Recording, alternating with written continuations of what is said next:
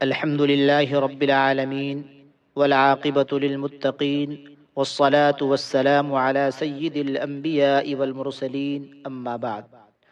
قال الله تبارك وتعالى في كلامه المجيد: أعوذ بالله من الشيطان الرجيم، بسم الله الرحمن الرحيم. واتل عليهم نبأ ابني آدم بالحق إذ قربا قربانا فتقبل من أحدهما ولم يتقبل من الآخر قال لأقتلنك قال إنما يتقبل الله من المتقين. صدق اللہ مولانا العظیم. میرے محترم بزرگوں اور دوستو، قربانی کی تاریخ اتنی ہی پرانی ہے جتنی پرانی انسان کی تاریخ ہے. انسانی تاریخ میں سب سے پہلے حضرت آدم علیہ السلام کے دو بیٹوں حابیل اور قابیل کی قربانی کا ذکر ملتا ہے. چنانچہ حضرت آدم علیہ السلام کے لیے قانون یہ تھا کہ ایک دن میں جو لڑکا پیدا ہوا اسی دن میں پیدا ہونے والی لڑکی اس کی سگی بہن ہے، ان دونوں کا آپس میں نکاح نہیں ہوگا. دوسرے دن پیدا ہونے والی لڑکی سے آج پیدا ہونے والے لڑکے کا نکاح ہو جائے گا. یہ اللہ کا حکم تھا. تو یہ سلسلہ چلتا ہوا حضرت آدم علیہ السلام کے بچوں میں ایک لڑکا پیدا ہوا. حضرت آدم علیہ السلام نے اس کا نام قابیل رکھا، اور دوسرا لڑکا پیدا ہوا، اس کا نام حابیل رکھا. حابیل اور قابیل ان دونوں کے درمیان ایک معاملے میں اختلاف ہو گیا. قابیل کے جوڑے میں جو لڑکی پیدا ہوئی وہ حسن و جمال میں اعلیٰ درجے پر تھی، اور حابیل کے جوڑے میں جو بچی پیدا ہوئی وہ خوبصورتی میں اس درجے پر نہیں تھی. قابیل کی طبیعت میں نالائقی تھی، نافرمانی تھی. چنانچہ حضرت آدم علیہ السلام سے قابیل نے کہا کہ ابا جان، آپ میرا نکاح حابیل کی بہن سے کریں گے، مجھے وہ رشتہ منظور نہیں ہے. میں تو اپنی ہی بہن سے نکاح کروں گا، اس لیے کہ میری بہن خوبصورتی میں حابیل کے بہن سے زیادہ فوقیت رکھتی ہے. تو حضرت آدم علیہ السلام نے قابیل سے کہا کہ بیٹے، ہم اللہ کے حکم کی نافرمانی نہیں کر سکتے. تمہاری سگی بہن سے تمہارا نکاح نہیں ہو سکتا، حرام ہے. لیکن قابیل نے اس پر ضد کی، چونکہ اس کی طبیعت میں نافرمانی تھی، اس کی طبیعت میں شرارت تھی. جب حضرت آدم علیہ السلام نے اس کی ضد دیکھی تو حضرت آدم علیہ السلام نے مولا کی بارگاہ میں اپنی بات کو رکھا.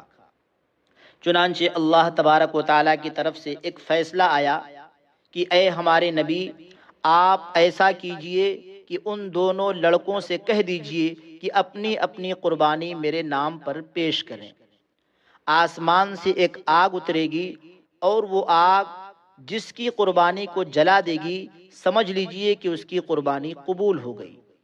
اور جس کی قربانی قبول ہو جائے گی تو وہ لڑکی اس کے نکاح میں دے دی جائے گی.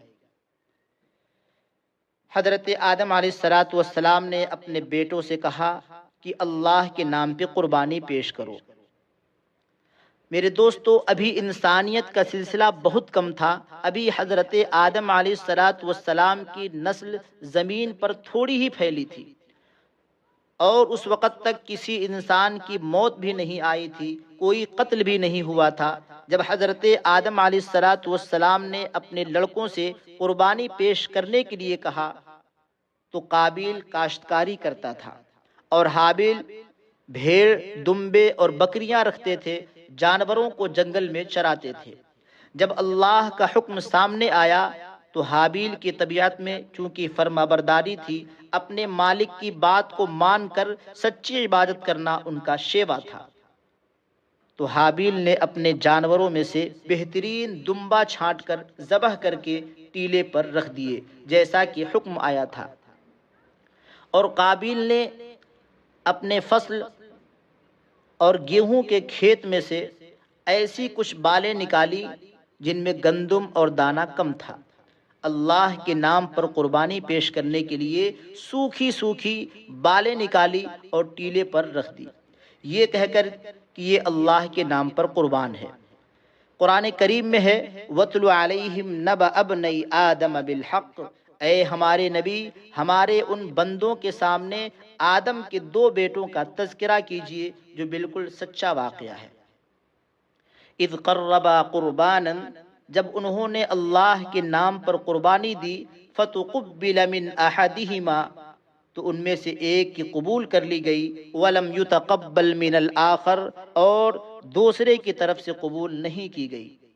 اور کیوں قبول نہیں کی گئی؟ اللہ فرماتے ہیں انما یتقبل اللہ من المتقین، اللہ تو تقوی والوں کی قربانی قبول کرتا ہے، جن کی نیتیں صاف ہوں۔ اللہ تعالیٰ قرآن کریم کے اندر فرماتے ہیں لن ینال اللہ لحومها ولا دماؤها ولکن ینالہ التقوی منکم، اللہ کے پاس نہ تو ان کا گوشت پہنچتا ہے اور نہ ان کا خون، لیکن اس کے پاس تمہارا تقوی پہنچتا ہے۔ اللہ جانتا تھا کہ قابیل نے کیا دیا ہے اور حابیل نے کیا دیا ہے، تو قربانی حابیل کی قبول ہو گئی۔ پہلے زمانے میں ہمارے نبی سے پہلے جتنی قربانیاں ہوتی تھیں، ذبح کر کے ٹیلے پر رکھ دیا جاتا تھا، آسمان سے ایک آگ اترتی اور اسے جلا کر راکھ کر دیتی تھی۔ یہ قربانی کا گوشت اللہ نے اپنے بندوں کے لیے اپنی طرف سے جو تحفہ پیش کیا ہے، یہ ہمارے نبی کی برکت ہے۔ پہلے زمانے میں قربانی کا گوشت اپنے لیے حلال نہیں تھا، ہم نے تو قربانی اللہ کے نام پر پیش کی ہے، اللہ ہمیں اپنی طرف سے کھلاتا ہے، اسی لیے قربانی کے دنوں میں روزہ رکھنا بھی جائز نہیں۔ بہرحال جب قابیل نے دیکھا کہ میری بہن بھی حابیل کے نکاح میں جا رہی ہے اور قربانی بھی حابیل کی قبول ہو گئی، تو قابیل کو حسد پیدا ہوا، اور قابیل نے حابیل کو دھمکی دے دی اور کہا لَأَقْتُلَنَّكَ، میں تجھے ضرور قتل کروں گا، تو میرے راستے میں رکاوٹ ہے، میری بہن کا رشتہ میرے ساتھ ہونے میں رکاوٹ اس میں تیری طرف سے ہے، میں تجھے ضرور قتل کروں گا۔ قرآن کہتا ہے کہ حابیل تو شریف انسان تھے، خدا کے فرمانبردار تھے، تو حابیل نے جواب دیا لئن بسطت الی یدک لتقتلنی ما انا بباسط یدی الیک لاقتلک، حابیل نے کہا کہ بھائی جان اگر تم مجھے قتل کرنے کے لیے ہاتھ اٹھاؤ گے تو میں تم پر ہاتھ نہیں اٹھاؤں گا۔ حابیل کا یہ شریفانہ جواب تھا بھائی ہونے کی وجہ سے، ورنہ جائز تو یہ بھی ہے کہ اپنی طرف سے کوئی پہل نہ کی جائے، لیکن اگر کوئی کسی کے جان پر، مال پر، عزت پر حملہ کر رہا ہے تو دفاع کرنا جائز ہے۔